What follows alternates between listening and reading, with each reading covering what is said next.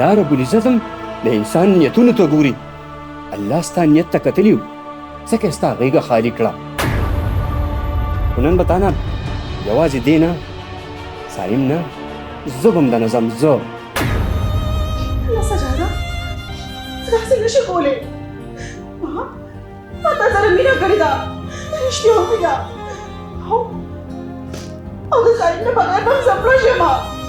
افسوس چې تا ما سره نفرت کړی وي، زما به دومره خفګان نه و.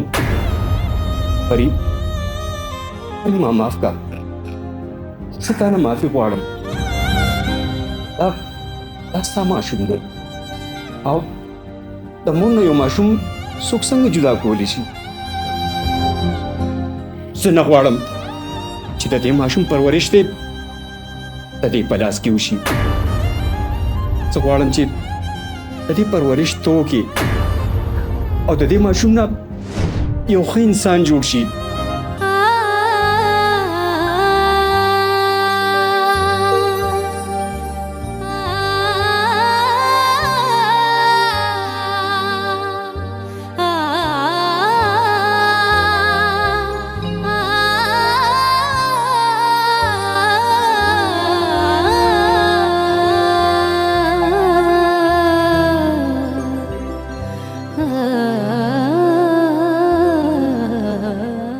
شاهین بچی چې خپله کمزوري چرم ځان د پاسه نه کوي. که ځان دې چېرې کمزوری کو دا دنیا به دې ژوند ته پرېنږدي. ګوره بچی، ته د خان شیر علي خان لورې، زما لورې زما په دې دنیا کې د حکم ورکولو لپاره پیدا شوي. د چا خبره به منې نه. زه پوهېږم بابا جان. ګوره بچی، په دنیا کې یو کار هم ناممکنه نه دی، خو صحیح وخت او صحیح موقع پکار ده. ګوره بچی،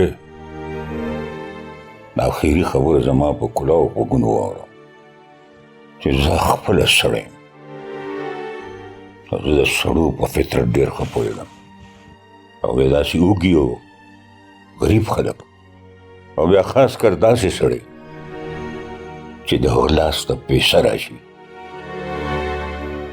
هغه په چرې هم باور نه کوي. چې دا خبرې ځان سره په زړه ولېږه، داسې یو وخت به راشي چې دا خبرې به تا ته یادېږي، خو بیا زه په دې دنیا کې نه یم.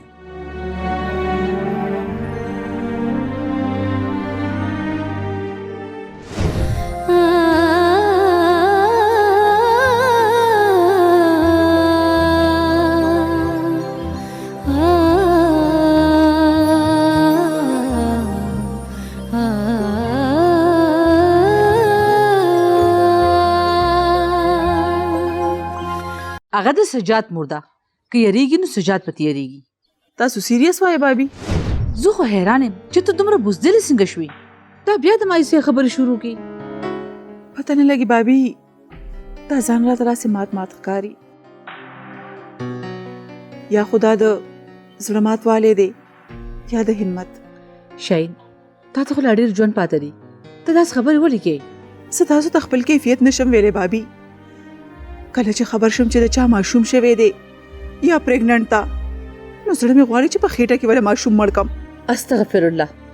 شاهین، دا ته څه ګډوډې خبرې کوې؟ استغفار کوه، توبه وباسه. خو د سحر په مونځ کې ډېره زیاته ته لټې. د سحر د مونځ نه مخکې 2 رکعته سنت کوه. د دنیا د معافیې نه هغه بهتره ده.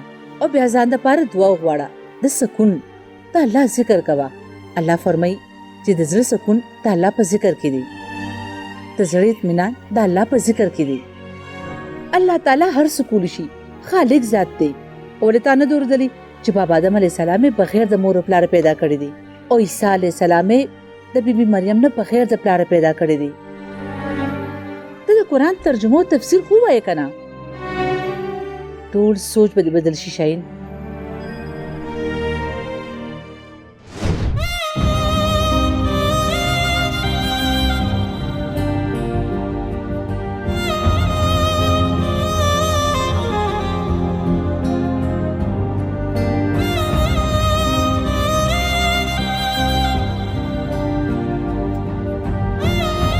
شاهین بیبي دلته زخیر کمرې ته لاړه شه او آرام وکړه.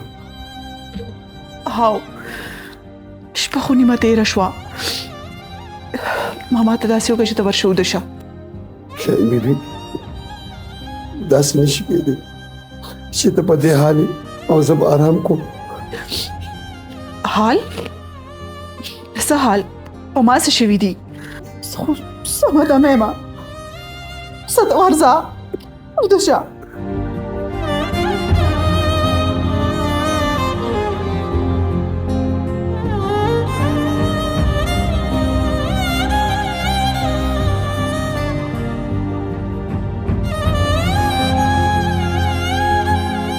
د الله په رضا کې راضي کېدل پکار دي. که انسان د منې شوي څیزونو سره زبردستي ونه کړي نو دا ډېره اسانه خبره وه، خو ته پرې پوه نه شوې.